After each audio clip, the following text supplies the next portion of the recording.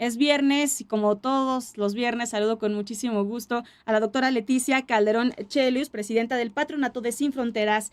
Bienvenida, doctora, qué gusto saludarle. Buenas tardes. ¿Cómo estás, Elia? Qué gusto coincidir. Oye, pues mira, yo ahora quiero platicarles de algo que es súper importante porque el domingo próximo, el 5 de mayo, se cierra ya el periodo en el que las personas que viven en el extranjero, los mexicanos que radican fuera del país, puedan, digamos, resolver su situación esta que recordarán algunos de los que nos oyen, que el Instituto Nacional Electoral dio una alerta en el sentido de que había 40,000 registros que tenían inconsistencias, problemas, algunas cuestiones que no tenían que ver con lo que se había solicitado, por ejemplo, domicilios que no estaban acreditados o las firmas no eran claras de sus registros para votar desde el extranjero. Y esto alertó a la comunidad mexicana en el extranjero diciendo, bueno, pues por un lado, que si iban a borrar o que iba a pasar, y por el otro lado, quienes pudieron, y hasta la fecha lo han logrado, más de 20,000 personas de esas 40,000, pues ya mandaron sus papeles, aclararon su situación y quedaron inscritos en el registro que finalmente será con el que se va a poder votar. Pero esto en paralelo, Elia, lo que quiere decir es que tienen, y se alargó, digamos, un par de días, hasta este domingo para hacer esa aclaración. Por eso lo importante de decirlo, porque justamente tal vez nos escucha alguien que todavía no había considerado resolver ese asunto o simplemente, bueno, no tuvo ninguna notificación y tranquilamente podrá votar desde el extranjero. Tenemos en la lista aproximadamente 200,000 personas que se inscribieron para poder votar fuera de nuestro país siendo ciudadanos mexicanos. Y ahí te voy a mencionar varias cifras que creo que van a ser de interés de los mexicanos que escuchan esto, porque este es un voto que se ha ganado de a poquito, Elia. No creas que ha Ujú. sido algo fácil. Es realmente una conquista importante. Y déjame decirte que la primera vez que los mexicanos que radican fuera del país votaron fue en la elección del 2006, después la del 2012 y 2018. Esta será la cuarta vez que votan para presidente, sobre todo, ahora doy unos detalles más, pero para presidente desde el extranjero. Y así como la primera vez, fíjate, votaron 32,000 personas de un universo, ahí es un poco un truco que hay que entender bien, ¿eh? Porque aunque Ujú. la comunidad mexicana es muy amplia y siempre se habla de millones y millones de personas, pero en realidad tienen que pensar en aquellos que tienen no solamente la ciudadanía mexicana, ahora ya lo podríamos extender a los dobles nacionales que tengan la ciudadanía mexicana, pero que además hayan logrado, digamos, resolver el asunto burocrático de registrarse para votar y después darse de alta en el padrón electoral, que es un Ujú. procedimiento que complica y desde el punto de vista de muchos, yo me incluyo en ese, esto se ha vuelto de tal manera el embrollo burocrático que acaba siendo una cuestión de contención del voto. Pero bueno, en el 2012 votaron 40,000, poquitito más de 40,000 personas, y ya para el 2018 llegaron casi a los 100,000, 98,470 personas votaron. Esta vez, Elia, digo, vamos así de a poquito en poquito para Sí, arriba, pero esta vez, si se inscribieron 226,000, con esto que comenté del problema que hubo del registro, quedaron aproximadamente, finalmente, unas 200,000.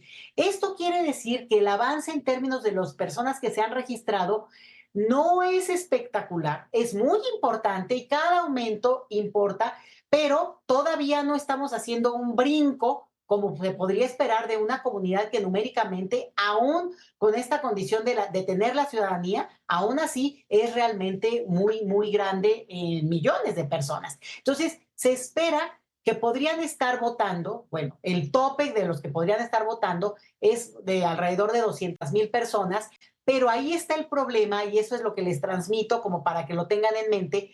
El número de personas que al final realmente votan no siempre es el del número de los que están inscritos en el padrón electoral.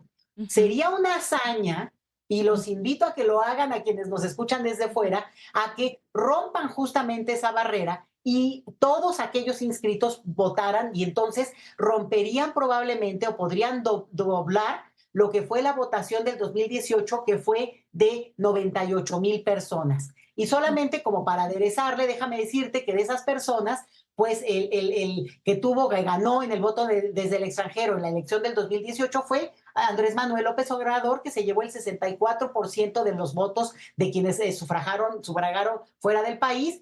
Ricardo Anaya al 26% y Mid, que era candidato también del PRI, en ese momento no estaban todavía unidos, el 4%. O sea, el PRI como que sus preferencias desde el extranjero ya estaban muy bajas. Se acordarán que estaba también de candidato el famoso el Bronco, ¿no? Y él obtuvo Sí. el 1.9%, o sea, realmente bastante más bajo para incluso acreditar su registro en este caso, ¿no? Digo, Sí. no era ese el punto, pero si hubiera sido para el registro no lo hubiera obtenido. Entonces, dicho esto, se espera mucho de ese voto masivo desde el extranjero, de que puedan doblar su propio récord, que fue de menos de 100,000, casi 100,000, que pudieran llegar a casi 200,000. Esto podría darnos cifras muy interesantes y una expansión del derecho vía lo electoral muy interesante. Los que no lo han acreditado tienen hasta este domingo para resolver ese llamado de atención de parte del INE. Y nada más cerrar con esto, Elia.